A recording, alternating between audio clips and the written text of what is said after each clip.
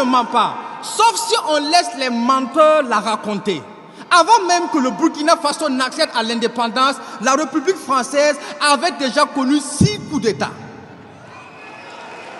La France n'a-t-il pas connu de coups d'État pour en vouloir aujourd'hui à l'Afrique? La France a une relation particulière avec les coups d'État. C'est chez elle, au début du XVIIe siècle, que le terme a été créé. Elle est aussi l'un des pays d'Europe qui en a connu le plus.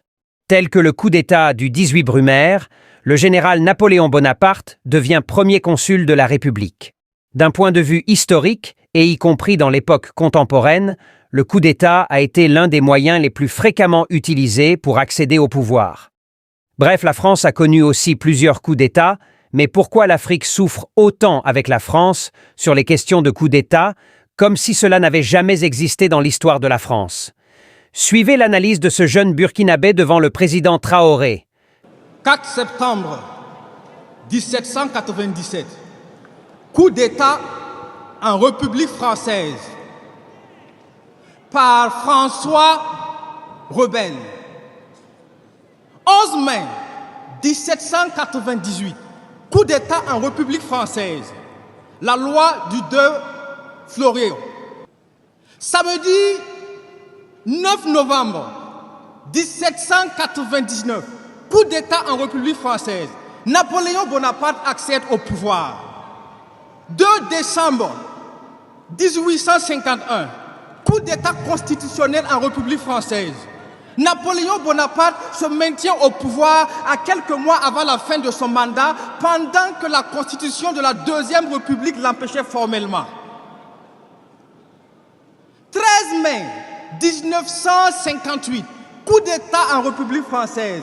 Le général de Gaulle revient au pouvoir. L'histoire ne ment pas.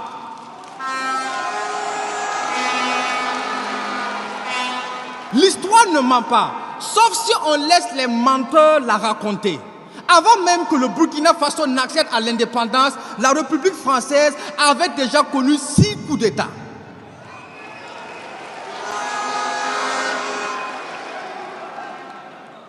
Comprenez donc que nous sommes dans le 2 poids 2 mesures, parce que fin d'année 2023, classification des 10 Français les plus grands hommes de tous les temps, et surprise, en 2e position, Napoléon Bonaparte, le putschiste.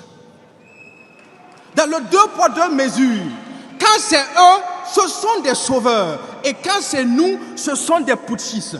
Quand c'est eux, ils jettent des fleurs, et quand c'est nous,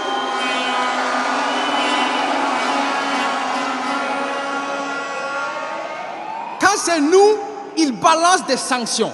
Quand c'est eux, c'est le tapis rouge, plus grand homme de tous les temps. Et quand c'est nous, ils sont en rage et comme des caméléons, ils changent de teint. Quand c'est eux, la démocratie, c'est laisser le peuple choisir. Et finalement, quand c'est nous que le peuple choisit, ils disent que le peuple a mal choisi.